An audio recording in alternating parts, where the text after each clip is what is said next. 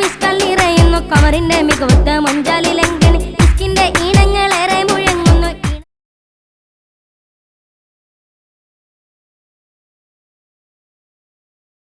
അസ്സലാമു അലൈക്കും വറഹ്മത്തുള്ളാഹി വബറകാതുഹു.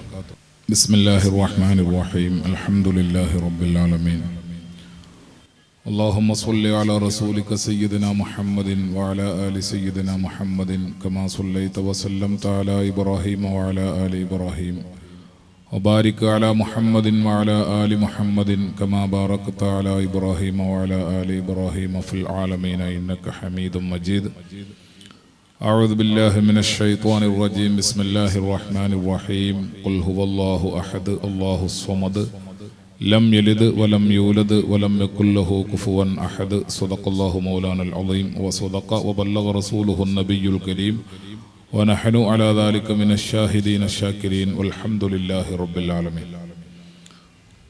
ബഹുമാനമുള്ള സാദാത്തുക്കളെ, ആലിമീങ്ങളെ, സ്നേഹമുള്ള സഹോദരങ്ങളെ, സുഹൃത്തുക്കളെ, കേരളത്തിലെ മുജാഹിദ് വിഭാഗത്തിൻ്റെ എല്ലാ ഗ്രൂപ്പും ഇപ്പോൾ നടത്തിക്കൊണ്ടിരിക്കുന്ന പ്രചാരണ പരിപാടികളിൽ നടക്കുന്ന പ്രസംഗം, ആ പ്രസംഗത്തിൻ്റെ തുടക്കം അതാരംഭിക്കുന്നത് ഇവിടെ നാം ഒത്തുകൂടിയത് സന്തോഷത്തോടെയല്ല, വളരെ ദുഃഖത്തോടെയാണ്, വളരെ വേദനയോടെയാണ്, വളരെ സങ്കടത്തോടെയാണ് എന്ന വിലാപം ഉയർത്തിക്കൊണ്ടാണ് എല്ലാ മൗലവിമാരും എല്ലാ സദസ്സിലും പ്രസംഗിച്ചു കൊണ്ടിരിക്കുന്നത്. പക്ഷേ അഹ്ലുസുന്നത്തി വൽ ജമാഅത്തിന്റെ പ്രവർത്തകന്മാർ, SSFന്റെ ചുണക്കുട്ടന്മാർ, SYSന്റെ യുവജനങ്ങൾ ഈ നഗരിയിൽ ഒത്തുകൂടിയിരിക്കുന്നത് വളരെ സന്തോഷത്തോടെയാണ്, ആഹ്ലാദത്തോടെയാണ്, വളരെയേറെ അഭിമാനത്തോടെയാണ്. തിരുവനന്തപുരത്ത് നിന്ന് ഒഴുക്ക് ആരംഭിച്ചിരിക്കുന്നു. ഇനി അത് വിവിധ ജില്ലകൾ കടന്ന് കാസർഗോഡ് നിന്ന് കർണാടകയിലും അങ്ങനെ കേരളത്തിന്റെ എല്ലാ ഭാഗത്തും, ലോകത്തിന്റെ എല്ലാ ഭാഗത്തും ഈ പിഴച്ച പ്രസ്ഥാനങ്ങളും പിഴച്ച വാദങ്ങളും പൊട്ടി തകർന്ന് തരിപ്പണമാകുന്ന മനോഹരമായ ദൃശ്യം ഇൻഷാ അല്ലാഹ് വളരെ സന്തോഷത്തോടെ ആഹ്ലാദത്തോടെ നാം കാണാനിരിക്കുകയാണ്. ഇവിടെ കേരളത്തിൽ വഹാബികൾക്കിടയിൽ ഇപ്പോൾ സംഭവിച്ചുകൊണ്ടിരിക്കുന്ന സംഭവ പരമ്പരകൾ, അത് ക്ലിപ്പിങ്ങുകളുടെ സഹായത്തോടെ തന്നെ ഇവിടെ കൊളത്തൂർ അലവി സഖാഫി വിശദീകരിക്കാനിരിക്കുകയാണ്. തിരുവനന്തപുരത്ത് നിന്നും അഹ്ലുസുന്നത്തി വൽ ജമാഅത്തിന്റെ ആദർശം മനസ്സിലാക്കി പഠിച്ച് ഉൾക്കൊണ്ട് തങ്ങൾ നേരത്തെ തലയിൽ വെച്ചിരുന്ന മാറാപ്പ് വലിച്ചെറിഞ്ഞ് അഹ്ലുസുന്നയിലേക്ക് കടന്നു വന്ന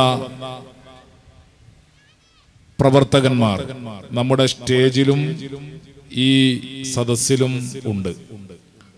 അവരിൽ വളരെ പ്രധാനപ്പെട്ട ആളുകളുടെ പ്രഭാഷണം ഇവിടെ നടക്കാനിരിക്കുകയാണ്.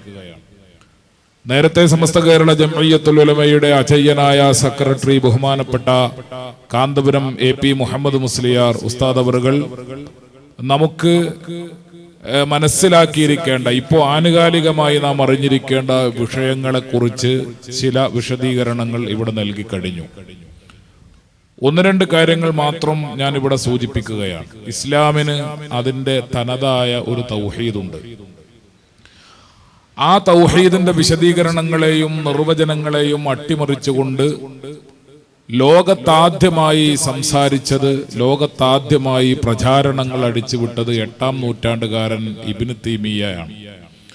അദ്ദേഹത്തിന്റെ അനുയായികൾ, അതേപോലെ ഈജിപ്തിൽ നിന്നും ജമാലുദ്ദീൻ അഫ്ഗാനി, മുഹമ്മദ് അബ്ദു, റഷീദ് റിള തുടങ്ങിയ ഇസ്ലാമിക സംസ്കാരത്തിലേക്ക്, ഇസ്ലാമിന്റെ ആദർശങ്ങളിലേക്ക് പടിഞ്ഞാറൻ ചിന്തകൾ, പാശ്ചാത്യൻ ചിന്തകൾ കടത്തിക്കൊണ്ടുവരുന്നതിന് വേണ്ടി പണിയെടുത്ത, പരിശ്രമിച്ച ആളുകളാണ്. ഇസ്ലാം പഴയകാലം മുതൽക്ക് പറഞ്ഞു വന്നു കൊണ്ടിരുന്ന അതിന്റെ തൗഹീദും അതിന്റെ ഇബാദത്തും അതിന്റെ ദുആവും എല്ലാം അട്ടിമറിച്ചുകൊണ്ട് ചില പുതിയ വിശദീകരണങ്ങളും പുതിയ ചില കാഴ്ചപ്പാടുകളും അവതരിപ്പിച്ചിട്ടുള്ളത്. ആ കാഴ്ചപ്പാടുകളുടെ വളരെ പരിതാപകരമായ, വളരെ സഹതാപാർഹമായ പതനമാണ് ഇപ്പൊ നാം കണ്ടുകൊണ്ടിരിക്കുന്നത്, കേട്ടുകൊണ്ടിരിക്കുന്നത്. നേരത്തെ ഇവിടെ സൂചിപ്പിച്ചുവല്ലോ, മനുഷ്യനിർമ്മിതമായ എന്തൊക്കെ ഇസങ്ങളുണ്ടോ അത് ലോകത്ത് തകർന്ന ചരിത്രമേ ഉള്ളൂ. ലോകത്തിന്റെ ചരിത്രം പരിശോധിച്ചാൽ അത് നമുക്ക് മനസ്സിലാക്കാൻ കഴിയും. ഞാൻ അങ്ങോട്ട് പോകുന്നില്ല. മതരംഗത്താണെങ്കിലും ഭൗതിക രംഗത്താണെങ്കിലും മനുഷ്യരാൽ നിർമ്മിതമായ ഏതെല്ലാം ഇസങ്ങളുണ്ടോ ആ ഇസങ്ങളൊക്കെയും തകരുക തന്നെ ചെയ്യും.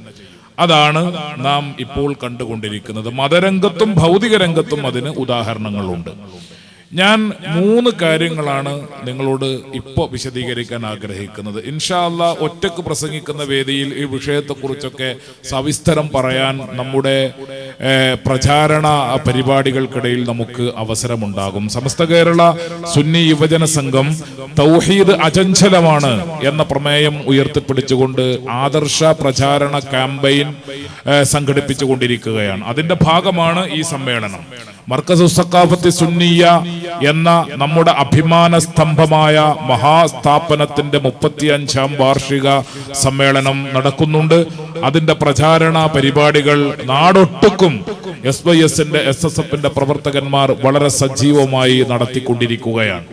എല്ലാ രംഗത്തും, ആദർശ രംഗത്താവട്ടെ, പ്രാസ്ഥാനിക രംഗത്താവട്ടെ, ശത്രുക്കൾ തളർന്നു കിടക്കുന്ന, തകർന്നു കിടക്കുന്ന മനോഹരമായ ഈ മുഹൂർത്തം പരമാവധി ഉപയോഗപ്പെടുത്തി അഹ്ലുസുന്നത്തി വൽ ജമാഅത്തിന്റെ ആദർശങ്ങളും അതിന്റെ വിശ്വാസ ആചാരങ്ങളും സാധാരണക്കാരായ ജനങ്ങളെ തര്യപ്പെടുത്തുന്നതിനും പഠിപ്പിക്കുന്നതിനും വേണ്ടിയുള്ള ശ്രമങ്ങൾ നമ്മുടെ പ്രവർത്തകന്മാരുടെ ഭാഗത്തു നിന്ന് ഉണ്ടായിരിക്കണമെന്ന് ഞാൻ ആമുഖമായി സൂചിപ്പിച്ചുകൊണ്ട് 2-3 കാര്യങ്ങൾ. ഒന്ന്, ഇസ്ലാമിൽ സാങ്കേതികമായി 3 ശബ്ദങ്ങൾ, അതിന്റെ വിശ്വാസവുമായി ബന്ധപ്പെട്ട 3 ശബ്ദങ്ങളാണുള്ളത്. ഒന്ന് തൗഹീദ്, രണ്ടാമത്തേത് ഇബാദത്ത്, മൂന്നാമത്തേത് വേണമെങ്കിൽ ദുആ. ഈ 3 പദങ്ങളും തൗഹീദ്, ഇബാദത്ത്, ദുആ, ഈ 3 പദങ്ങളെയും, ഇത് 3ഉം സാങ്കേതിക ശബ്ദങ്ങളാണ്.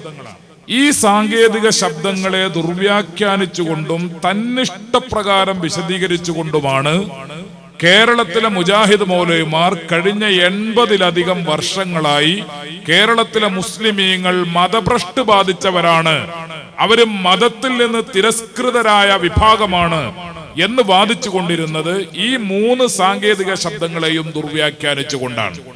വളരെ കൗതുകകരമായ, രസകരമായ ഒരു കാര്യം നമ്മൾ ഓർത്തിരിക്കേണ്ടത്, 88-80-80-ലധികം വർഷങ്ങളായി തീരുമാനമാകാതെ കിടക്കുന്ന തൗഹീദിന്റെ പേരിൽ, എന്താണ് തൗഹീദ് എന്ന് മുജാഹിദുകൾക്കിടയിൽ ഇപ്പോഴും തീരുമാനമായിട്ടില്ല. പല മൗലവിമാരും പല തട്ടിലാണുള്ളത്. ജംഇയ്യത്തുൽ ഉലമ എന്ന് ഇവര് പേരിട്ട് വിളിക്കുന്ന പൗരോഹിത്യ സഭയിൽ തന്നെയുള്ള മൗലവിമാർക്ക് ഏതാണ് തൗഹീദ് എന്ന വിഷയത്തിൽ ഏകാഭിപ്രായമില്ല, ഏതാണ് ദുആ എന്ന വിഷയത്തിൽ ഏകാഭിപ്രായമില്ല, ഏതാണ് ഇബാദത്ത് എന്ന വിഷയത്തിൽ ഏകാഭിപ്രായമില്ല.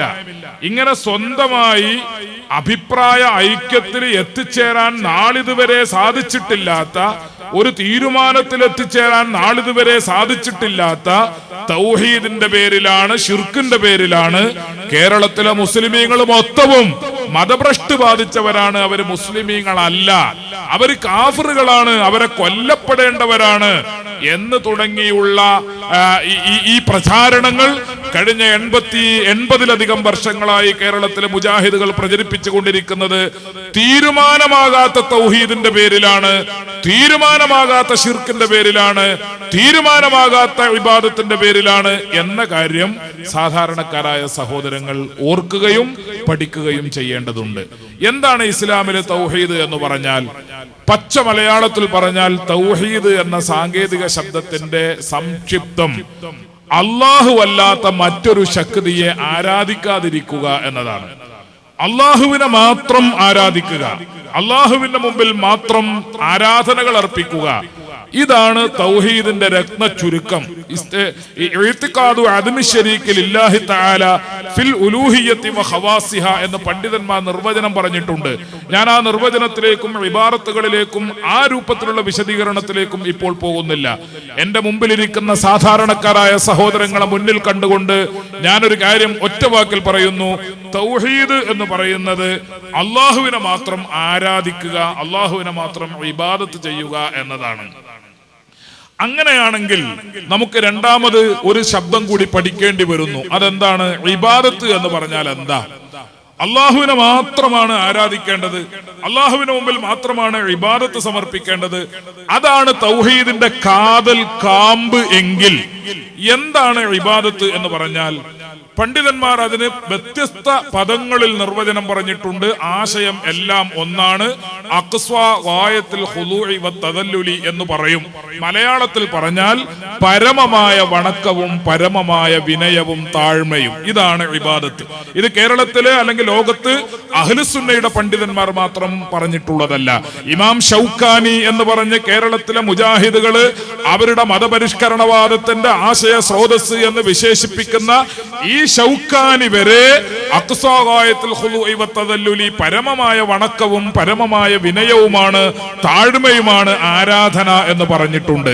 സഹോദരങ്ങളെ, അപ്പോൾ ഒരു കർമ്മം അത് ആരാധനയാകണമെങ്കിൽ, അത് ഇബാദത്താകണമെങ്കിൽ പരമമായ വണക്കമുണ്ടായിരിക്കണം, പരമമായ വിനയമുണ്ടായിരിക്കണം, അങ്ങേ അറ്റത്തെ താഴ്മ, അങ്ങേ അറ്റത്തെ വിനയം. അതുണ്ടാകുമ്പോൾ മാത്രമാണ് ഒരു കർമ്മം ഇബാദത്തായി അല്ലെങ്കിൽ ആരാധനയായി പരിഗണിക്കപ്പെടുന്നത് എന്ന് എല്ലാ പണ്ഡിതന്മാരും വിശദീകരിച്ചിട്ടുണ്ട്. ഇവിടെ ഒന്നും തർക്കമല്ല. മുജാഹിദുകൾക്കിടയിലോ അല്ലെങ്കിൽ ജമാഅത്തെ ഇസ്ലാമി, അഹ്ലുസുന്ന, ഇതൊന്നും ഈ വിഷയങ്ങളിലൊന്നും തർക്കമില്ല. തർക്കമുള്ളത് ഒരു വണക്കം അല്ലെങ്കിൽ ഒരു കർമ്മം പരമമായ വണക്കത്തോടെ പരമമായ താഴ്മയോടെ നിർവഹിക്കപ്പെടുന്നതാകുമ്പോഴാണ് ആരാധനയാവുക എന്ന് എല്ലാവരും സമ്മതിക്കുന്നുണ്ട്, എല്ലാവരും അത് അംഗീകരിക്കുകയും ചെയ്യുന്നുണ്ട്. പക്ഷെ എവിടെയാണ് തർക്കം? തർക്കം എവിടെയാണ്? ഒരു വണക്കം എപ്പോഴാണ് പരമമാവുക, അങ്ങേ അറ്റത്തേതാവുക എപ്പോഴാണ്? ഇവിടെയാണ് തർക്കം. ഒരു വണക്കം എപ്പോഴാണ് അങ്ങേ അറ്റത്തേതാവുക? ഒരു വിനയം എപ്പോഴാണ് ആരാധനയുടെ പരിധിയിലേക്ക് വരിക? ഇവിടെയാണ് തർക്കം.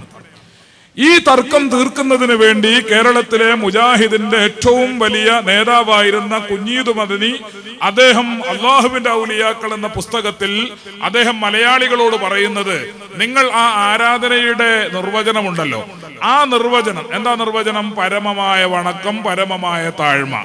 ആ നിർവചനവും കൊണ്ട് നിങ്ങളൊന്ന് താമരശ്ശേരി ചുരത്തിലേക്ക് വരണമെന്നാണ് അദ്ദേഹം പറയുന്നത്.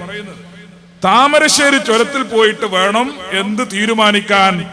ഈ പരമമായ വണക്കം ഏതാണ്, പരമമായ വിനയം ഏതാണ് എന്ന് തീരുമാനിക്കാൻ താമരശ്ശേരി ചുരത്തിൽ പോകണം. താമരശ്ശേരി ചുരത്തിൽ പോയാൽ പോരാ, അവിടെ 6-ാം വളവിലെത്തണം. ചുരത്തിന്റെ 6-ാം വളവിലെത്തണം. 6-ാം വളവിന് ഒരു പ്രത്യേകതയുണ്ട്. അദ്ദേഹം വിശദീകരിക്കുന്നത്, അവിടെ നജീബ് എന്ന ചെറുപ്പക്കാരൻ വാഹനം ഓടിച്ചു കൊണ്ടിരിക്കുകയാണ്. അങ്ങനെ വാഹനം ഓടിച്ചു കൊണ്ടിരിക്കുന്നതിനിടയിൽ 6-ാം വളവിൽ വെച്ച് വാഹനത്തിന്റെ ബ്രേക്ക് നഷ്ടപ്പെടുന്നു. അങ്ങനെ ബ്രേക്ക് നഷ്ടപ്പെട്ടാൽ, താമരശ്ശേരി ചുരം കോഴിക്കോട് ജില്ലയിലുള്ള ആളുകൾക്ക് ഞാൻ പറഞ്ഞു പരിചയപ്പെടുത്തി തരേണ്ടതില്ലല്ലോ, 6-ാം വളവിൽ വെച്ച് ബ്രേക്ക് നഷ്ടപ്പെട്ടാൽ പിന്നെ വളരെ ഭയാനകമായ ഒരു സ്ഥിതിയാണുള്ളത്. വാഹനം കൂപ്പുകുത്തി മലയുടെ താഴ്വാരത്തിലേക്ക് വന്നാൽ വാഹനവും നജീബിന്റെ തലച്ചോറും ഒരുപോലെ നഷ്ടപ്പെടും, ഒരുപോലെ മണ്ണായിത്തീരും എന്ന കാര്യത്തിൽ സംശയമില്ല. ആ രൂപത്തിൽ അപകടകരമായ, ഭീതിജനകമായ, പേടിദായകമായ, ഭയചകിതമായ ഒരു അന്തരീക്ഷത്തിൽ വാഹനത്തിന്റെ ബ്രേക്ക് നഷ്ടപ്പെടുമ്പോൾ ഈ നജീബ് അവിടെ വെച്ച് അള്ളാഹുവേ എന്ന് വിളിച്ചാൽ അത് അള്ളാഹുവിനുള്ള ഇബാദത്താണ്, അള്ളാഹുവിനുള്ള വണക്കമാണ്.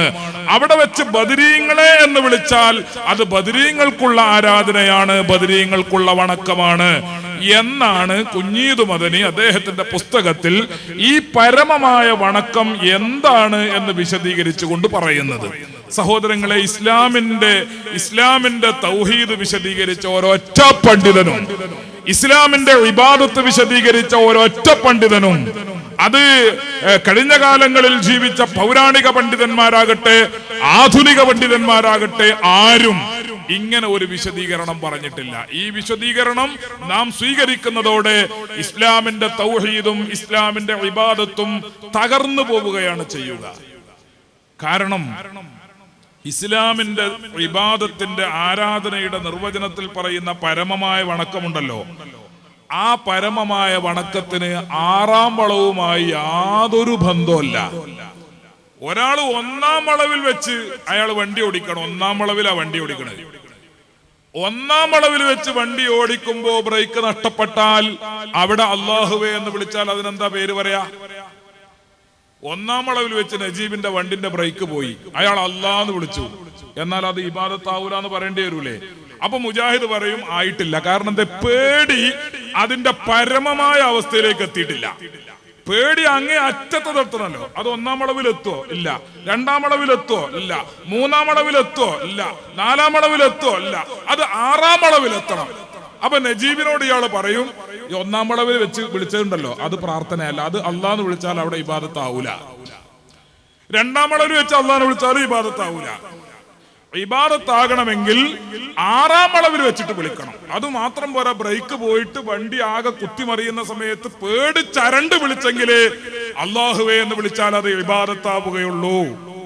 ഇത് ഇസ്ലാമിൽ ആരും പറയാത്തതാണ്.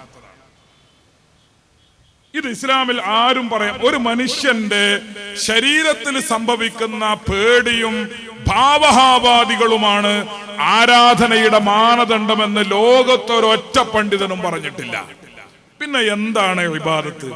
അപ്പൊ ആറാം വളവായാലും ഏഴാം വളവായാലും ഒന്നാം വളവായാലും ഇബാദത്തിന്റെ മാനദണ്ഡം മനുഷ്യന്റെ മനസ്സിൽ രൂപപ്പെടുന്ന പേടിയല്ല. ഒരു പോലീസുകാരൻ അല്ലെങ്കിൽ ഒരു പട്ടാളക്കാരൻ, ഒരു അക്രമി ഒരു സാധുവായ മനുഷ്യനെ അടിച്ച് മർദ്ദിച്ച് ചവിട്ടി അയാളങ്ങനെ ഉരുട്ടി കൊന്നുകൊണ്ടിരിക്കുന്ന സമയത്ത് അത്ര ഒരു പേടി ഒരു മനുഷ്യന് വേറെ വരാനില്ലല്ലോ.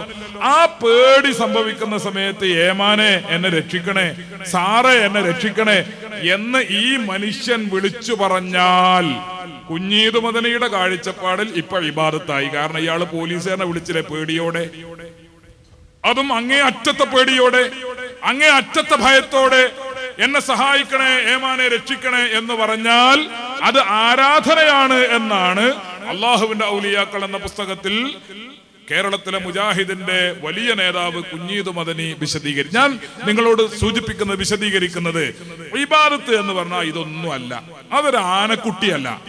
ഏത് സാധാരണക്കാർക്കും മനസ്സിലാകുന്ന ലളിതമായ വിശദീകരണം. ആരാധനയിൽ പറയപ്പെടുന്ന വണക്കം എന്ന് പറയുന്നത് മനുഷ്യന്റെ ഭാവഹാവാദികളിലോ അവന്റെ ശരീരത്തിലോ പ്രത്യക്ഷപ്പെടുന്ന വണക്കമല്ല. പ്രത്യുത മനുഷ്യന്റെ മനസ്സിൽ കുടികൊള്ളുന്ന വിശ്വാസത്തെ അടിസ്ഥാനപ്പെടുത്തിയാണ് വണക്കം പരമമാണോ അല്ലയോ എന്ന് തീരുമാനിക്കപ്പെടുന്നത്. ഞാൻ ഒന്നുകൂടി ആവർത്തിച്ചു പറയാം. വണങ്ങുന്ന വ്യക്തി വണങ്ങപ്പെടുന്ന ശക്തിയെ കുറിച്ച് എന്ത് വിശ്വസിക്കുന്നു, ഇതാണ് മാനദണ്ഡം.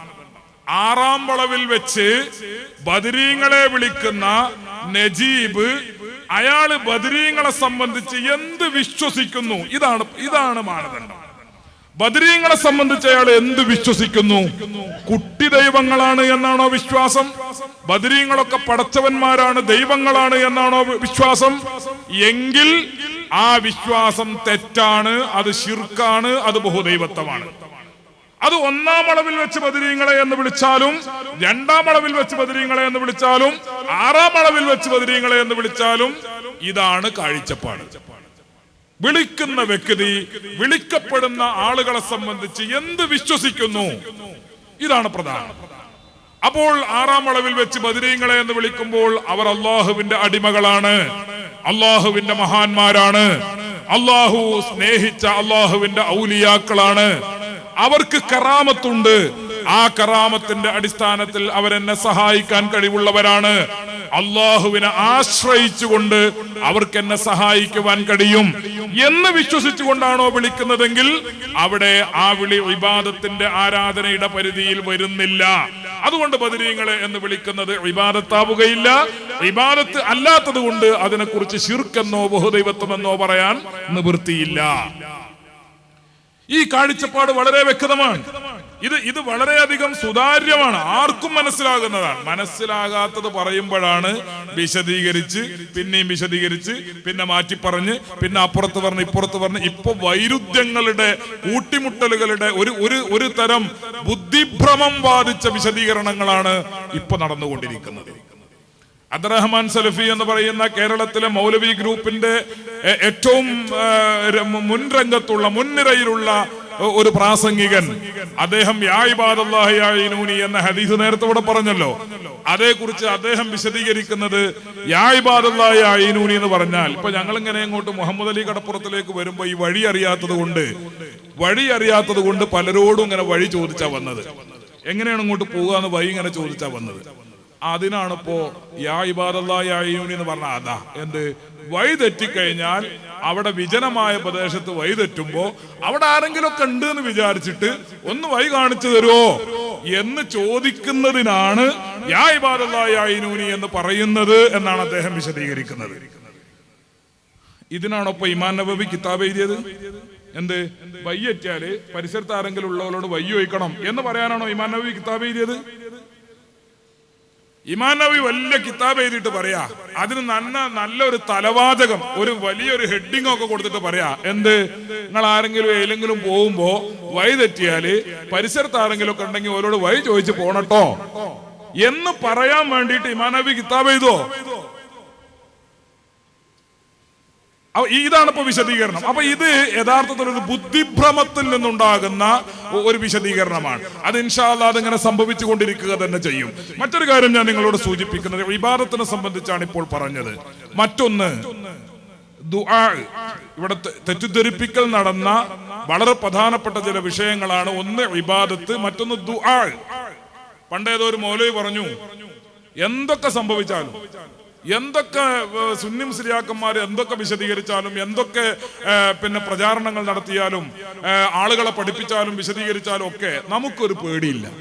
കാരണം എന്താ, പ്രാർത്ഥന എന്ന ഒരു മലയാള പദം നമ്മുടെ മലയാള ഭാഷയിലുള്ള കാലത്തോളം മുജാഹിദുകൾക്ക് പേടിക്കാനില്ല. അതൊരു ഉന്നതനായ മൗലവി പറഞ്ഞതാ. പ്രാർത്ഥന എന്ന മലയാള പദം നമ്മുടെ മലയാള ഭാഷയിലുള്ള കാലത്തോളം മുജാഹിദിന് പേടിക്കാനില്ല. എന്താണ് അങ്ങനെ പറയാൻ കാരണം? പ്രാർത്ഥന എന്നത് അള്ളാഹുവിനോട് ദുആ ചെയ്യുമ്പോൾ മാത്രം മുസ്ലിമീങ്ങൾ ഉപയോഗിക്കുന്ന ഒരു പദമാണ്. മുഹിയുദ്ദീൻ ശൈഖിനോട് പ്രാർത്ഥിച്ചു എന്നാരും പറയാറില്ല. പറഞ്ഞതുകൊണ്ട് തെറ്റുണ്ടായിട്ടല്ല, പക്ഷെ അങ്ങനെ പറയാറില്ല. ബദരീങ്ങളോട് പ്രാർത്ഥിച്ചു എന്നാരും പറയാറില്ല. പറഞ്ഞതുകൊണ്ട് തെറ്റുണ്ടായിട്ടല്ല, പക്ഷെ പറയാറില്ല. അള്ളാഹുവിനോട് ദുആ ചെയ്യുമ്പോൾ അതിനെക്കുറിച്ച് പ്രാർത്ഥിച്ചു എന്ന് പറയും. ബദരീങ്ങളോടാണെങ്കിലും മുഹിയുദ്ദീൻ ശൈഖിനോടാണെങ്കിലും സഹായം തേടുമ്പോൾ അതിനെക്കുറിച്ച് സഹായം തേടി എന്നാണ് പറയാ. യഥാർത്ഥത്തിൽ മുജാഹിദ് ഇങ്ങനെ അങ്ങോട്ട് പറഞ്ഞുണ്ടാക്കിയ ഈ വിശദീകരണങ്ങളെല്ലാം കൂടി കേട്ടാൽ തോന്നുന്നത് എന്താ, ഏതൊരു സംഗതിയെ കുറിച്ച് പ്രാർത്ഥന എന്ന് പറഞ്ഞോ എന്നാൽ അത് ശിർക്കായി. പ്രാർത്ഥന എന്ന് പേരിട്ടാ ശിർക്കായി. അപ്പൊ ഇവരിങ്ങനെ ആവർത്തിച്ച് എപ്പോ പ്രസംഗിക്കുമ്പോഴും എഴുതുമ്പോഴും ഒക്കെ മുഹിയുദ്ദീൻ ശൈഖിനോട് പ്രാർത്ഥിക്കുക, ബദരീങ്ങളോട് പ്രാർത്ഥിക്കുക, അതേപോലെ മറ്റേ മഹാന്മാരോട് ഈ പ്രാർത്ഥന ഇങ്ങനെ ആവർത്തിച്ച് ഉരുവിടും. എന്താണ് ഈ പ്രാർത്ഥന? പ്രാർത്ഥന എന്ന് പറഞ്ഞാൽ മലയാളത്തിൽ അർത്ഥന, സഹായതേട്ടം, അഭ്യർത്ഥന, ക്ഷണം എന്നൊക്കെ പ്രാർത്ഥനക്ക് അർത്ഥമുള്ളൂ. പക്ഷെ പ്രാർത്ഥനയായാലും സഹായാർത്ഥനയായാലും അത് തെറ്റാകുന്ന ഒരു സന്ദർഭമുണ്ട്, അത് തെറ്റാകാത്ത സന്ദർഭവുമുണ്ട്. ഞാൻ പറയുന്നതിന്റെ ചുരുക്കം, നിങ്ങൾ ചെയ്യുന്ന കർമ്മത്തിന് എന്ത് പേര് പറയുന്നു എന്നതിന്റെ അടിസ്ഥാനത്തിലല്ല അത് തെറ്റെന്നോ ശരിയെന്നോ തീരുമാനിക്കപ്പെടുന്നത്. ഞാൻ ഒന്നുകൂടി ആവർത്തിച്ചു പറയാം. നാം ചെയ്യുന്ന ഒരു കർമ്മത്തിന് എന്ത് പേര് പറയുന്നു എന്നതിന്റെ അടിസ്ഥാനത്തിലല്ല അത് തെറ്റും ശരിയുമാകുന്നത്. മറിച്ച് ആ കർമ്മം നിങ്ങൾ ചെയ്യുമ്പോൾ നിങ്ങളുടെ മനസ്സിലുള്ള വിശ്വാസം എന്ത്, ഇതിന്റെ അടിസ്ഥാനത്തിലാണ് ആ കാര്യം തെറ്റും ശരിയുമാകുന്നത്. നിങ്ങൾ ആലോചിച്ചു നോക്കൂ. പരിശുദ്ധ കഅബാലയത്തിൽ ഇപ്പോ ക്ഷേത്രത്തിൽ ഹൈന്ദവ സഹോദരങ്ങൾ ക്ഷേത്രത്തിൽ പോകും. ക്ഷേത്രത്തിൽ പോയാൽ അവരെന്താണ് അവിടെ ചെയ്യുന്നത്? പ്രധാനപ്പെട്ട ക്ഷേത്രങ്ങളാണെങ്കിൽ അവിടെ ചെയ്യുന്ന പ്രധാനപ്പെട്ട കർമ്മം ഈ ക്ഷേത്രം വലയം ചെയ്യുക എന്നതാണ്. ക്ഷേത്ര പ്രദക്ഷിണം. ക്ഷേത്രം ഇങ്ങനെ വലയം ചെയ്യുക, അതൊരു ആരാധനയാണ്, വലിയ അവരുടെ ഒരു കർമ്മമാണ്. ക്ഷേത്രം വലയം ചെയ്യാം. അത് കഴിഞ്ഞാൽ പിന്നെ ചെയ്യാനുള്ളത് എന്താ? ക്ഷേത്രത്തിന്റെ ഏതോ ഭാഗത്ത് കല്ല് ബിംബമെന്നോ പ്രതിമയെന്നോ ഒക്കെ പേരിൽ കല്ല് സ്ഥാപിച്ചിട്ടുണ്ടാവും. ആ കല്ലിൽ പോയിട്ട് വണങ്ങുക, അതിന്റെ മുകളിൽ നെറ്റിത്തടം വെക്കുക, അതിനെ ചുംബിക്കുക. ഇതൊക്കെയാണ് പിന്നുള്ള കർമ്മം ഹൈന്ദവ സഹോദരങ്ങൾ ചെയ്യുന്നത്.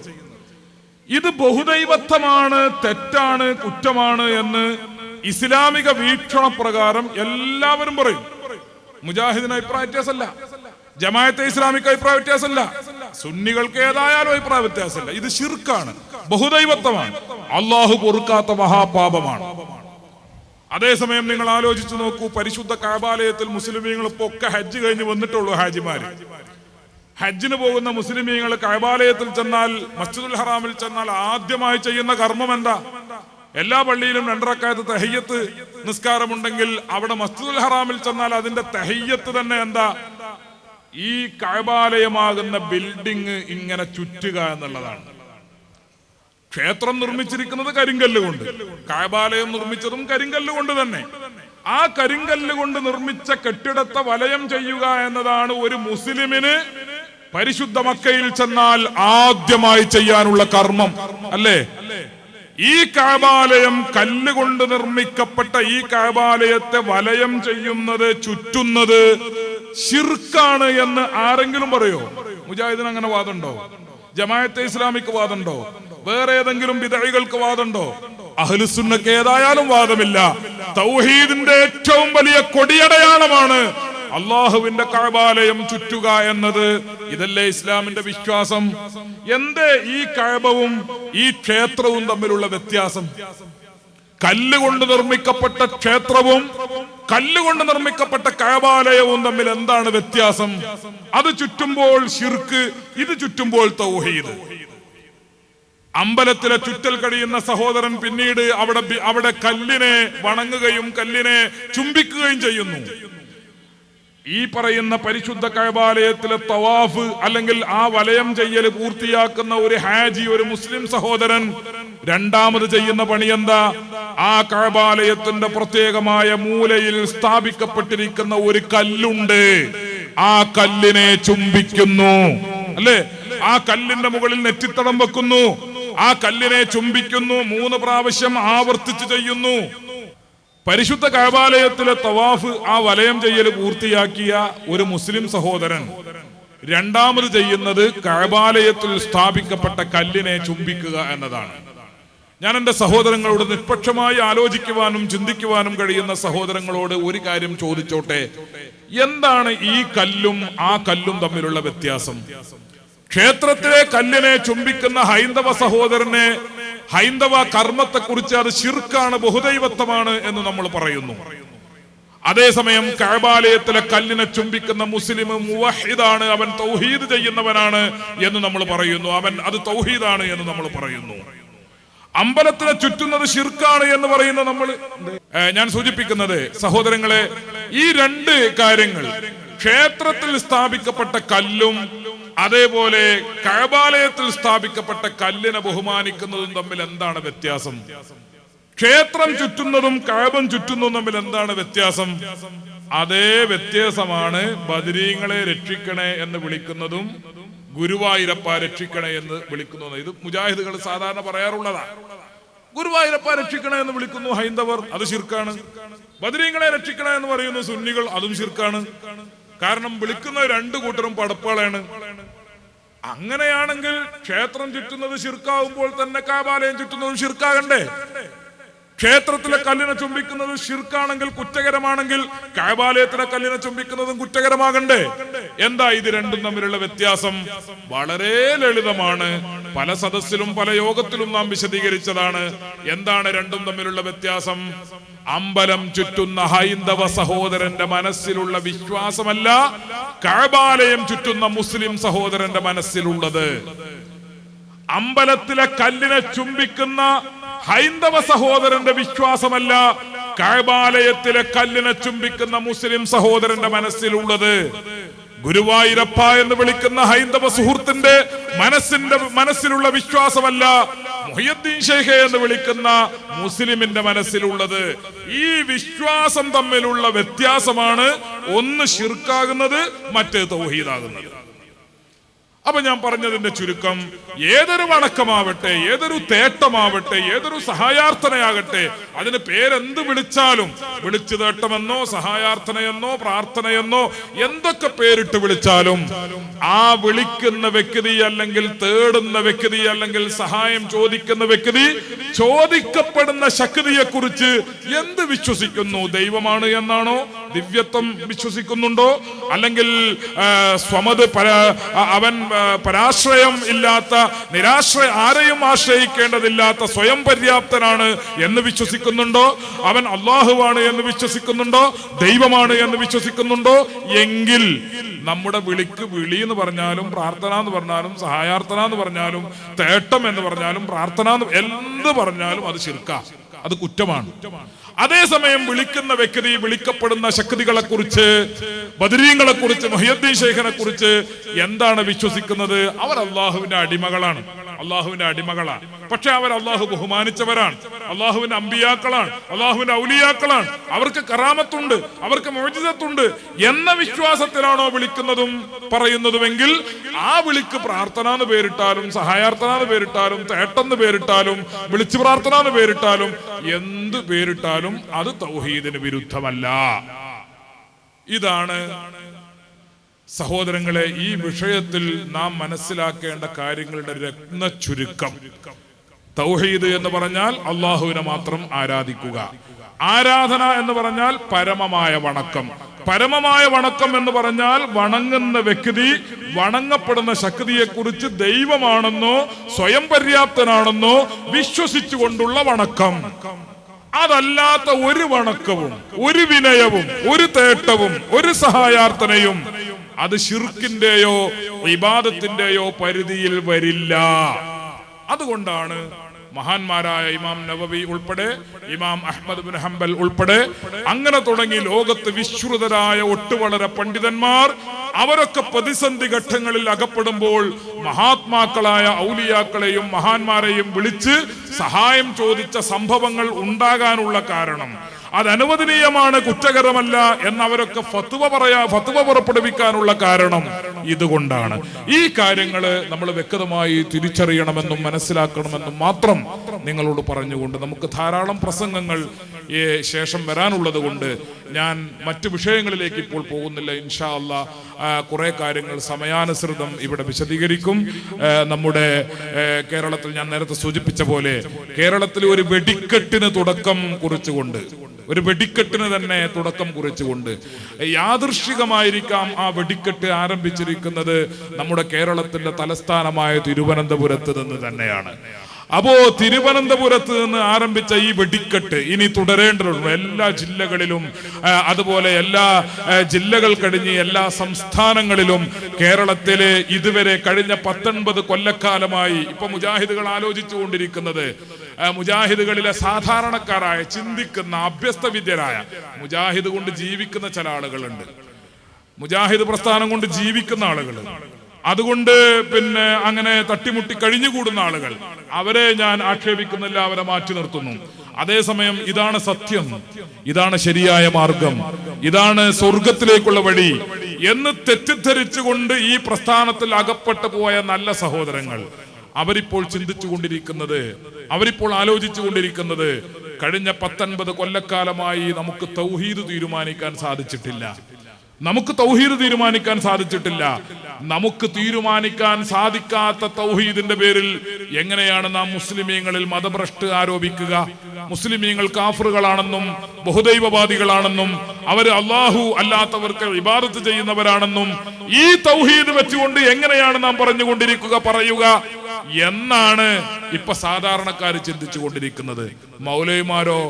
മൗലവിമാരിപ്പോ നേരത്തെ ചെയ്ത ശിർക്കിന്റെ പേരിലൊക്കെ തൗബ ചെയ്തുകൊണ്ടിരിക്കുകയാണ്, നേരത്തെ ചെയ്തു പോയ ശിർക്കിന്റെ പേരിൽ തൗബ ചെയ്തുകൊണ്ടിരിക്കുകയാണ്. ഞാനതിവിടെ വിശദീകരിക്കുന്നില്ല. പക്ഷെ ഒരു കാര്യം വേണം, തൗബക്ക് അസ്തഗ്ഫിറുല്ലാഹൽ അലീം എന്ന് പറഞ്ഞാൽ പോരാ. ശിർക്ക് ചെയ്ത അല്ലെങ്കിൽ ശിർക്കാണ്, ശിർക്കായ ഒരു കാര്യം ശിർക്കല്ല, അത് തൗഹീദിന്റെ ഭാഗമാണ് എന്ന് പറയുകയും പ്രചരിപ്പിച്ചു കൊണ്ടിരിക്കുകയും ചെയ്തിരുന്ന ആളുകൾ അവര് വാസ്തവത്തിൽ അസ്തഗ്ഫിറുല്ലാഹൽ അലീം എന്ന് പറഞ്ഞാൽ മതിയോ? അതൂബു ഇലല്ലാഹ് എന്ന് പറഞ്ഞാൽ മതിയോ? പോരാ, അവര് ഷഹാദത്ത് കലിമ ചൊല്ലണം. ഷഹാദത്ത് കലിമ ചൊല്ലി ഇസ്ലാമിലേക്ക് വരണം. അത് മാത്രം മതിയോ? രിദ്ദത്തിന്റെ കാലഘട്ടത്തിൽ, മതഭ്രഷ്ട് സംഭവിച്ച കാലഘട്ടത്തിൽ സംഭവിച്ചു പോയ നിസ്കാരങ്ങളും മറ്റു കാര്യങ്ങളൊക്കെ ഉണ്ട്. അതൊക്കെ വീണ്ടെടുക്കണം. ഇങ്ങനെ ഒരുപാട് പണിയുണ്ട്. വെറുതെ സ്റ്റേജിൽ കയറിയിട്ട് അസ്തഗ്ഫിറുല്ലാഹ് അതൂബു ഇലല്ലാഹ് എന്ന് പറഞ്ഞാൽ തീരുന്നതല്ല ഈ വിഷയം. അത് നിസ്കാരോ അല്ലെങ്കിൽ മറ്റു കാര്യങ്ങളൊക്കെ ആണെങ്കിൽ നമുക്ക് അങ്ങനെയൊക്കെ ഒന്ന് പറഞ്ഞിട്ട് ഖളാ വീട്ടിട്ട് അങ്ങനെയൊക്കെ ഒന്ന് പറഞ്ഞു നോക്കിയാൽ മതി. അസ്തഗ്ഫിറുല്ലാഹ് തെറ്റും കുറ്റമൊക്കെ ചെയ്തതാണെങ്കിൽ അസ്തഗ്ഫിറുല്ലാഹ് എന്ന് പറയാം. പക്ഷേ ശിർക്കിന്റെ കാര്യം അതല്ല, തൗഹീദിന്റെ കാര്യം അതല്ല. അത് അള്ളാഹു പൊറുക്കാത്ത പാപമാണ്.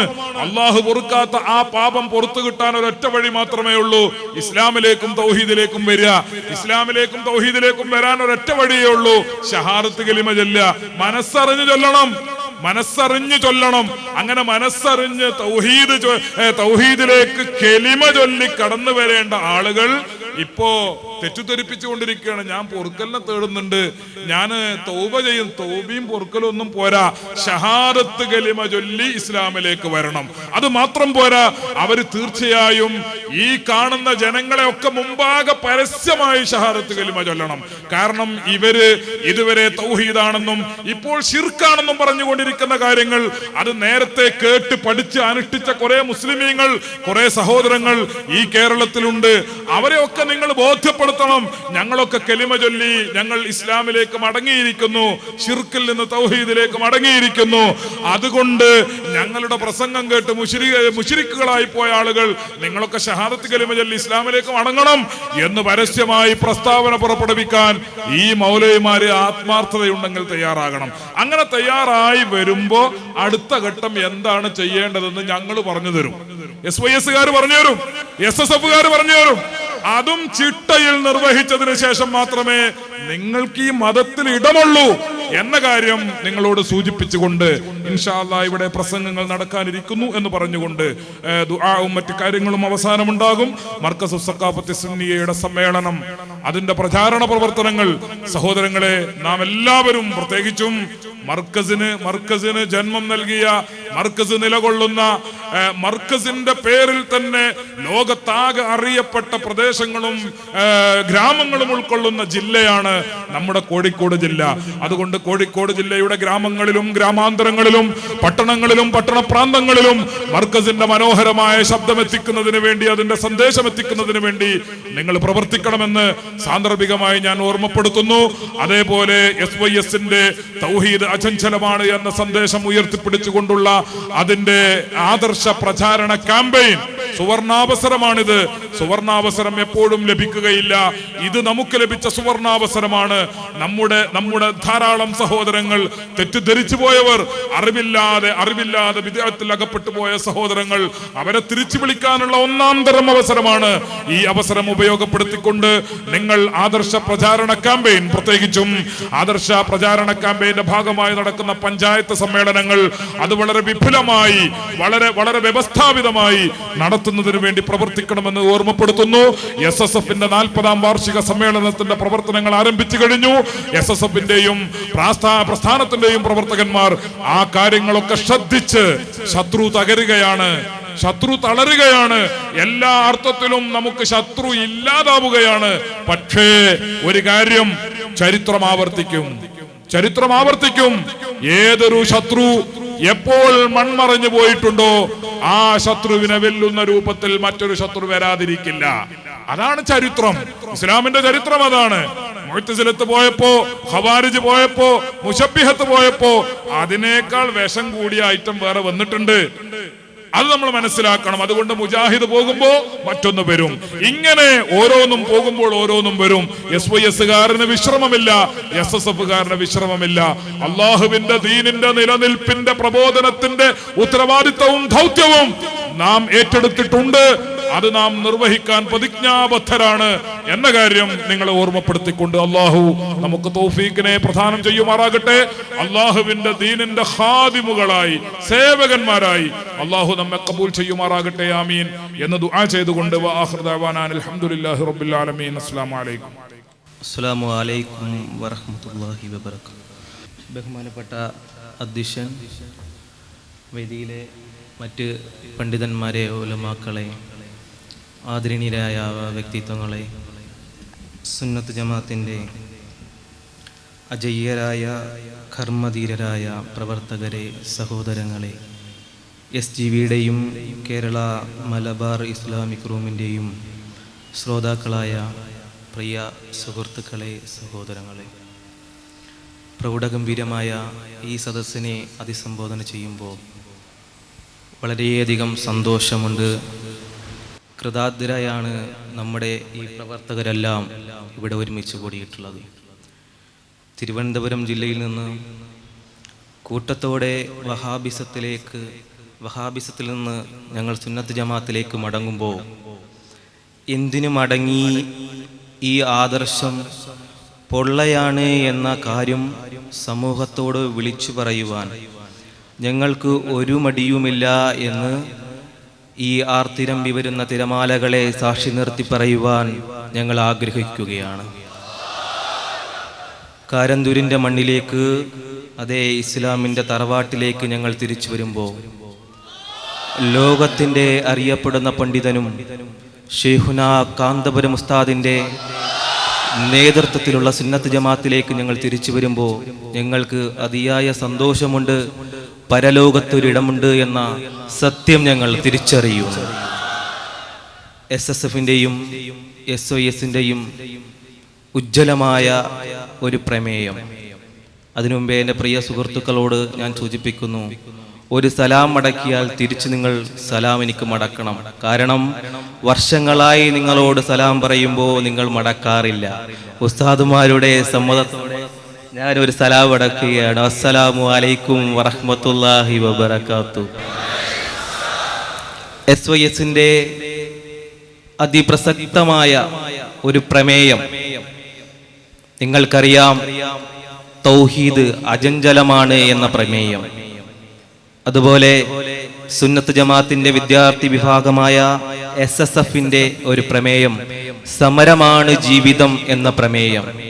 ഈ രണ്ട് പ്രമേയങ്ങളും ഉയർത്തിപ്പിടിക്കുമ്പോൾ നമ്മെ സംബന്ധിച്ചിടത്തോളം എന്തിന് തൗഹീദ് എന്ന വിഷയം വഹാബികൾ മനസ്സിലാക്കണം. ഒരുപക്ഷേ നിങ്ങളുടെ തൗഹീദ് ഇതാ സഖാഫിമാരുടെയും അക്സലിമാരുടെയും വാദപ്രതിവാദങ്ങളും ഖണ്ഡനങ്ങൾക്കും മുന്നിൽ തകർന്നടിയുന്നു എന്നത് ഒരിക്കൽ കൂടി സുന്നത്ത് ജമാഅത്ത് വിളിച്ചോതുകയാണ്. തൗഹീദ് അജഞ്ചലമാണ് എന്ന സത്യം. അതെ, സമരമാണ് ജീവിതമെന്ന ഈ പ്രമേയത്തിലൂടെ ജീവിതത്തിലൂടെ കടന്നു പോകേണ്ട മനുഷ്യർക്ക് ഒരിക്കലും സത്യവിശ്വാസിയെ സംബന്ധിച്ചിടത്തോളം ഭൂമി ലോകത്ത് സമരം ചെയ്തുകൊണ്ടേ മുന്നോട്ടു പോകാൻ കഴിയൂ. ആ സമരത്തിനുള്ള പിന്തുണയാണ് തൗഹീദ് അജഞ്ചലമാണ് എന്ന പ്രമേയം. നാം ഓർക്കണം സഹോദരങ്ങളെ, സുന്നത്ത് ജമാഅത്തിലേക്ക് ഞങ്ങൾ കടന്നു വരുമ്പോൾ ഞങ്ങളെ സംബന്ധിച്ചിടത്തോളം ഏറെ പ്രതീക്ഷയുണ്ട്. എന്താ പ്രതീക്ഷ? വഹാബികൾ പറഞ്ഞെടുക്കും പോലെയുള്ള ഇഹലോകത്തിന്റെ പ്രതീക്ഷയല്ല, പരലോകത്തിന്റെ പ്രതീക്ഷയാണ്. സുന്നത്ത് ജമാഅത്തിന്റെ കർമ്മരതിരായ പണ്ഡിതന്മാർ കടന്നുപോയ പാതയിലേക്ക് ഞങ്ങൾ തിരിച്ചു വന്നു എന്ന, ഇസ്ലാമിന്റെ തറവാട്ടിലേക്ക് ഞങ്ങൾ തിരിച്ചു വന്നു എന്ന സത്യം നിങ്ങളുടെ മുമ്പിൽ വിളിച്ചോതുമ്പോ ഞങ്ങളെ പ്രവർത്തകർക്ക് ഏറെ സന്തോഷമുണ്ട്. ഇനിയും ഏറെ പ്രവർത്തകർ ഈ നവോത്ഥാന പ്രസ്ഥാനത്തിലേക്ക് തിരിച്ചു വരും എന്ന സത്യം നിങ്ങൾ കൂടെ മനസ്സിലാക്കണം. കാരണം ഈ അടുത്ത കാലത്ത് വന്നുകൊണ്ടിരിക്കുന്ന കാളുകളും ചില ആളുകളുടെ വർത്തമാനങ്ങളും സുന്നത്ത് ജമാഅത്തിലേക്ക് തിരിച്ചു വരാനുള്ള അവർ ഒരുങ്ങിക്കഴിഞ്ഞു എന്ന സത്യം കൂടെ ഈ സദസ്സിനെ നിർത്തി ഞാൻ പറയുകയാണ്. അതുപോലെ തന്നെ നവോത്ഥാനം എന്താണ്? മുജാഹിദ് പ്രസ്ഥാനത്തിന്റെ നവോത്ഥാനം നിങ്ങൾക്ക് എല്ലാവർക്കും അറിയാം. കേരളത്തിൽ മുജാഹിദ് പ്രസ്ഥാനം പറഞ്ഞുകൊണ്ടിരിക്കുന്ന നവോത്ഥാനത്തിന്റെ അവസ്ഥ ഇന്ന് എന്ത് എന്ന്. കേരളത്തിൽ നവോത്ഥാനം പറഞ്ഞിരുന്നവർ, നവോത്ഥാനത്തിന്റെ ആളുകളാണെന്ന് പറഞ്ഞിരുന്നവർ, പുരോഗമനത്തിന്റെയും പുരോഗമന ചിന്താഗതിയുടെയും ആളുകളെന്ന് പറഞ്ഞിരുന്നവർ, അതെ, ഇവിടത്തെ സാമൂഹ്യ ക്ഷേമ പ്രവർത്തകരെ മുൻനിർത്തിക്കൊണ്ട് ഇവർ നടത്തിയിരുന്ന പൊള്ളത്തരങ്ങൾ കേരളത്തിൽ, അതേ, അടിപ്പാവാട മൗലവി മുതൽ അതേ പുതിയ തൗഹീദിന്റെ വാഹകരായി പല ആളുകളും രംഗത്തെത്തുമ്പോ എന്താണ് ഇവരെ നവോത്ഥാനമെന്ന് ഈ സദസ്സിൽ വെച്ച് തുറന്നു പറയാൻ ചെറിയൊരു മടിയുണ്ട്. നിങ്ങളൊക്കെ കേട്ടിരിക്കും ആ നവോത്ഥാനത്തിന്റെ കഥ.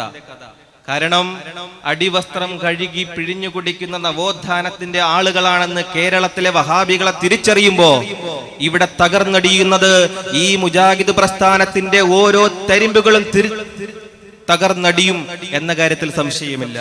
അതുപോലെ തന്നെ ഈ കഴിഞ്ഞ ഒക്ടോബർ മാസം 15-ാം തീയതി ഞങ്ങൾ തിരുവനന്തപുരം ജില്ലയിലെ പ്രവർത്തകര് കൂട്ടത്തോടെ സുന്നത്ത് ജമാഅത്തിലേക്ക് കടന്നു വരുന്നതിനെ കുറിച്ചൊരു പത്രസമ്മേളനം വിളിച്ചു.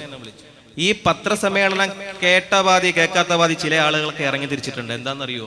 വിമർശനങ്ങളുടെ ഒരു വല്ലാത്ത വാണ്ടക്കെട്ടുമായി. ആരൊക്കെ വിമർശന രംഗത്തുള്ളതെന്നറിയോ നിങ്ങൾക്ക്? ഞങ്ങൾ സുന്നി പ്രസ്ഥാനത്തിലേക്ക് കടന്നു വരുന്നത് മുജാഹിദ് പ്രസ്ഥാനം വലിച്ചെറിഞ്ഞുകൊണ്ട. എന്നാൽ മുജാഹിദ് പ്രസ്ഥാനത്തിൽ നിന്ന് ചെവിക്കെടുത്ത് പുറത്തു കളഞ്ഞ സക്കരിയ സ്വലാഹിയും അടക്കമുള്ള മുജാഹിദ് ബാലുശ്ശേരിമാർ ഈ നാട്ടിൽ പറയുന്ന ചില വിമർശനങ്ങളുണ്ട്. എന്താണ് വിമർശനങ്ങൾ? ഞങ്ങൾ വന്ന കുറെ MSMന്റെ പ്രവർത്തകരുണ്ട് അവിടെ, നാട്ടിലുള്ള അനുഭാവികളും പ്രവർത്തകരായിട്ടുള്ള ആളുകൾ. അവര് ഒരിക്കലും MSMകാരായിരുന്നില്ല. ഈ പ്രസംഗം കേൾക്കുമ്പോ ഇതിന്റെ ചുറ്റുപാടുള്ള MSMകാരുണ്ടെങ്കിൽ ഓർത്തുകൊള്ളുക, നിങ്ങൾ തൗഹീദിലേക്ക്, അതേ യഥാർത്ഥ വിശ്വാസത്തിലേക്ക് നിങ്ങൾ തിരിച്ചു വരുമെങ്കിൽ ഇതേ മൗലവിമാർ നിങ്ങളെയും തള്ളിപ്പറയും എന്ന കാര്യം നിങ്ങൾ മറക്കേണ്ടതില്ല. കാരണം നവോത്ഥാനം പറഞ്ഞിരുന്ന ആളുകൾ ഇന്ന് വ്യക്തിപൂജയുടെ ആളുകളായി മാറിയിരിക്കുന്നു. ഒരു കാലത്ത് സുന്നത്ത് ജമാഅത്തിന്റെ പണ്ഡിതന്മാരെ ഇവർ പറഞ്ഞിരുന്നതാണ്, തഖ്ലീദ് ചെയ്യുന്നു, ചില പണ്ഡിതന്മാരെ ഇവർ പിൻപറ്റുന്ന. ഞാൻ ചോദിക്കട്ടെ, ഇന്ന് എത്ര മൗലവിമാരെ ഈ മുജാഹിദ് പ്രസ്ഥാനം പിൻപറ്റിക്കൊണ്ടിരിക്കുന്നു? ഇരുവേറ്റിയുടെ ഒരു ഗ്രൂപ്പ്, ബാലുശ്ശേരിയുടെ വേറൊരു ഗ്രൂപ്പ്, അതേപോലെ തന്നെ സക്കരിയ സ്വലാഹിയുടെ വേറൊരു ഗ്രൂപ്പ്. 14-ാം തീയതി തിരുവനന്തപുരം ജില്ലയിൽ കാസർഗോഡ് മുതൽ തിരുവനന്തപുരം വരെ നടത്തിയ ആദർശ വിശദീകരണത്തിൽ നമ്മുടെ സക്കരിയ സ്വലാഹി പറഞ്ഞു വെച്ചതും പറയാതെ പോയതുമായ കുറെ സത്യങ്ങളുണ്ട്. ഈ സ്റ്റേജിൽ വന്ന് നിൽക്കുമ്പോൾ ഞാൻ ഒരു കത്തും കൊണ്ടാണ് നിൽക്കുന്നത്. സക്കരിയ സ്വലാഹി എത്രമാത്രം സുന്നത്ത് ജമാഅത്തിനെ പേടിക്കുന്നു എന്നതിന്റെ ഏറ്റവും വലിയ തെളിവാണിത്. കാരണം സുന്നത്ത് ജമാഅത്തിലേക്ക് ക്ഷണിച്ചുകൊണ്ട് ഈ ഉള്ളവൻ നിസ്സഹായനായ ഒരു പണ്ഡിതനൊന്നുമല്ല, ഒരു ചെറിയ വ്യക്തി ഒരു കത്തയച്ചിട്ട് ആ കത്തൊന്ന് കൈപ്പറ്റാൻ പോലും അദ്ദേഹത്തിന് ധൈര്യം ഉണ്ടായിട്ടില്ല. ഹസൻ മുസ്ലിയാർക്ക് പണ്ട് അദ്ദേഹത്തെ സുന്നത്ത് ജമാഅത്തിൽ അദ്ദേഹത്തെ ഇസ്ലാമിലേക്ക് ക്ഷണിച്ചുകൊണ്ട് ഒരു കത്ത് എഴുതിയിട്ടുണ്ട്. ചരിത്രങ്ങൾ ഉറങ്ങിക്കിടക്കുന്ന ഒരു കത്ത്. അതേപോലെ ഒരു കത്ത് സുന്നത്ത് ജമാഅത്തിലേക്ക് ക്ഷണിച്ചുകൊണ്ട് സക്കരിയ സ്വലാഹിക്ക് ഞാനൊരു കത്തയച്ചിട്ട് ആ കത്ത് കൈപ്പറ്റാൻ പോലും അദ്ദേഹത്തിന് ധൈര്യം ഉണ്ടായിട്ടില്ല. നിങ്ങളൊന്ന് ചിന്തിച്ചു നോക്കൂ, വഹാബി പ്രസ്ഥാനത്തിന്റെ അവസ്ഥ എന്താ? ഒരു കത്തിനെ പോലും അവർ ഭയപ്പെടുന്നു. തൗഹീദിന്റെ പേരിൽ സാധാരണ ഒരു പ്രവർത്തകർ അയക്കുന്ന കത്ത് പോലും കൈപ്പറ്റാൻ സക്കരിയ സ്വലാഹി മടിക്കുമ്പോ അദ്ദേഹത്തിന്റെ ചേതോവികാരം എന്താണ്? അദ്ദേഹം ആദർശത്തിലേക്ക് കടന്നു വരണമെന്ന ഈ കത്തിന്റെ ഉള്ളടക്കത്തിലുള്ളത്. സുന്നത്ത് ജമാഅത്തിലേക്ക് ഞങ്ങളെ കൈപിടിച്ചെടുക്കുവാൻ സക്കരിയ സ്വലാഹി കാണിച്ച ആർജവം. സക്കരിയ സ്വലാഹി ഇപ്പൊ പടിക്ക് പുറത്താ. അദ്ദേഹത്തെ ഈ പടിക്കകത്ത് കയറ്റാനാണ് ഞങ്ങൾ കത്തയച്ചത്. ഞങ്ങളെ ഈ പടിക്ക് അകത്തേക്ക് കയറ്റാൻ കാരണക്കാരനായി സക്കരിയ സ്വലാഹി ഒരു കാരണഭൂതമായിട്ടുണ്ട്. ആ കാരണഭൂതനായ സക്കരിയ സ്വലാഹി എത്രയും പെട്ടെന്ന് സുന്നത്ത് ജമാഅത്തിലേക്ക് കടന്നു വരണം. കാരണം സുന്നികളുടെ ഇടയിലും അതുപോലെ തന്നെ മുജാഹിദുകളുടെ ഇടയിലും ഒരു മധ്യമ ഒരു ഇത് വർത്തിക്കുന്ന ഒരാളാണ് സക്കരിയ സ്വലാഹി. അപ്പൊ അദ്ദേഹത്തിന് സുന്നത്ത് ജമാഅത്തിന്റെ ആദർശങ്ങളോട് തിരിച്ചു വരാൻ വലിയൊരു മടിയൊന്നും വേണ്ട. കാരണം എളുപ്പമാണ്, പെട്ടെന്ന് തന്നെ സുന്നത്ത് ജമാഅത്തിലേക്ക് വരാം. അതിനുള്ള ഈ ഉസ്താദ്മാരൊക്കെ തയ്യാറല്ലേ സക്കരിയ സ്വലാഹി കൊണ്ടുവരാൻ? വരികയാണെങ്കിൽ ഇൻഷാ അല്ലാഹ് ഞാനും പറയുന്നുണ്ട്, ഫോൺ വിളിച്ച് കിട്ടുകയാണെങ്കിൽ ഞാനും പറയുന്നുണ്ട് ഇൻഷാ അല്ലാഹ്. പിന്നെ വ്യക്തിപരമായി ചില മുജാഹിദ് ബാലുശ്ശേരിയുടെ പരാമർശങ്ങൾ. കാരണം കള്ളം പറയൽ ഇവരുടെ ഒരു കുലത്തൊഴിലാണ്. കാരണം ഇവരുടെ ഏറ്റവും വലിയ general secretary AP Abdul Khader Maulavi കോടതിയിൽ പിഴ അടച്ച ഒരു സംഭവം നിങ്ങൾക്ക് അറിയാം. 2000 രൂപ കളവ് വരുന്നതിന് പിഴ അടച്ചിട്ടുണ്ട്. അതേ പാത പിന്തുടർന്ന മുജാഹിദ് ബാലുശ്ശേരി 15-ാം തീയതി ഞങ്ങൾ പത്രസമ്മേളനം വിളിച്ചപ്പോ മലയാളം പെട്രൂമിനകത്ത് വന്നിട്ട് പറഞ്ഞൊരു സത്യമുണ്ട്. എന്താണെന്ന് അറിയാം ഞങ്ങൾക്ക്? ഞങ്ങൾ ഒരിക്കലും മുജാഹിദുകളായിരുന്നേ ഇല്ല. വന്നവർ 3 ആളുകൾ, കുറച്ചു കഴിഞ്ഞപ്പോൾ മാറി 7 ആയി, പിന്നെ അത് 10 ആയി.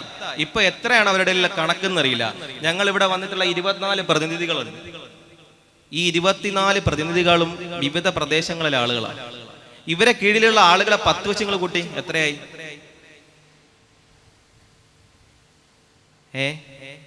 അപ്പോ ഈ പറയുന്ന തട്ടിപ്പ് മൗലവിമാര് ഒരുപാട് പ്രശ്നങ്ങളായിട്ട് മുന്നോട്ട് വരികയാണ്. അതുപോലെ തന്നെ ഞാൻ കൂടുതൽ വിഷയങ്ങളിലേക്ക് കിടക്കുന്നില്ല ഇൻഷാ അല്ലാ. പിന്നെ കൂടുതൽ ഇവരുടെ വിമർശനങ്ങളും കാര്യങ്ങളൊക്കെ നമുക്ക് ഇനി ഇറങ്ങേണ്ടതുണ്ട്. ഇവർക്ക് കുറേ പണി നമുക്ക് കൊടുക്കണ്ടേ, കാരണം കൊടുക്കണം ഇൻഷാ അല്ലാ. ഇവരെ കാര്യങ്ങളൊക്കെ നമ്മൾ കൃത്യമായി ക്ലിപ്പുകളാക്കിക്കൊണ്ടിരിക്കണം. ഇവരെ വലിയ വലിയ മൗലവിമാരെ നമ്മൾ വിളിക്കണം. എന്തിനാ? ഫോൺ വിളിച്ചിട്ട് ചോദിക്കുക, നിങ്ങൾ സംവാദത്തിനുണ്ടോ? ആരോട്? ഞങ്ങളോട്. ആരോട്? തളർന്നിട്ട് ഇതായിരിക്കണം അലവി സഖാഫിയുടെ സംവാദം നടത്തി തളർന്നിട്ടേ ഞങ്ങളോട് ഇനിയിപ്പോ സഖാഫിമാര് ഈ അവസ്ഥയിൽ ഇവർ എത്തിക്കുകയാണ്. അപ്പോ സമൂഹം തിരിച്ചറിയേണ്ടതുണ്ട്. മുജാഹിദുകൾ ഈ പരിസരത്ത് സൗണ്ട് കേൾക്കുന്നുണ്ട്. തീർച്ചയായും നിങ്ങൾ ഈ ഉസ്താദുമാരോട് രഹസ്യമായിട്ടെങ്കിലും, ഈ ഉസ്താദുമാർ വളരെ നല്ലവരാണെന്ന് പറയുന്നത് എന്തറിയോ, ഇവര് ഫോൺ വിളിച്ചാൽ പോലും കൃത്യമായി നിങ്ങൾക്ക് ആദർശം പറഞ്ഞു തരും. നിങ്ങൾ മുജാഹിദ് ബാലിശ്ശേരി എന്ന് വിളിച്ചു നോക്കി, സക്കരിയ സോലായി എന്ന് വിളിച്ചു നോക്കിയും ഫോൺ എടുക്കൂല. ഈ മൗലവ ഇതായിരിക്കുന്ന ഉസ്താദുമാരൊക്കെ എത്രയോ മണിക്കൂറുകൾ ഞങ്ങൾക്ക് ആദർശം പറഞ്ഞു ഫോൺ വഴി നിങ്ങൾ ആലോചിക്കണം. ഉസ്താദുമാർ എത്രയോ തിരക്കുള്ള വ്യക്തികളാണ്, എന്നിട്ട് അവര് ഞങ്ങൾ ഫോൺ വഴി ആദർശം പറഞ്ഞു നിൽക്കണം. പക്ഷേ ഇതേ ഒരു രീതി മുജാഹിദ് പ്രസ്ഥാനം ഇനിയും നടത്തേണ്ടതുണ്ട് എന്ന് ഓർമ്മപ്പെടുത്തുകയാണ്. അതുപോലെ തന്നെ നമ്മുടെ മഹാരഥരമായ പണ്ഡിതന്മാർ കഴിഞ്ഞുപോയ ഒരുപാട് പണ്ഡിതന്മാരുണ്ട്. ഇമാം ഷാഫി അടക്കമുള്ള പണ്ഡിതന്മാർ, അവരൊക്കെ പോയ ഒരു പാത. അപ്പൊ അതുപോലെ തന്നെ ഇപ്പോ എന്താണ്, ജിന്നിനോട് സഹായം ചോദിക്കുമ്പോൾ ശിർക്കല്ല എന്ന് പറയുന്നത്. അപ്പൊ അങ്ങനെയാണെങ്കിൽ ഇസ്തിഗാസ ഏതാ വിഷയം? ഇസ്തിഗാസ അതേ നിർവചനം കൊടുത്ത് പറയുകയാണെങ്കിൽ ഇസ്തിഗാസ ചെയ്യാം, പണ്ഡിതന്മാർ ചെയ്തിട്ടുണ്ട്. ശിർക്കല്ല എന്ന് പറഞ്ഞാൽ അപ്പൊ മുശ്രിക്കും അല്ല. അപ്പൊ അതേ നിർവചനം ഇതിന് വെച്ചു കൊടുത്താൽ മതി. അപ്പൊ അത്തരം വിഷയങ്ങളിലേക്ക് ഇൻഷാ അല്ലാ കൂടുതൽ കാര്യങ്ങളൊക്കെ നമുക്ക് ചർച്ചകൾ വരാനുണ്ട്. ഉസ്താദുമാര് വിഷയങ്ങൾ സൂചിപ്പിക്കും.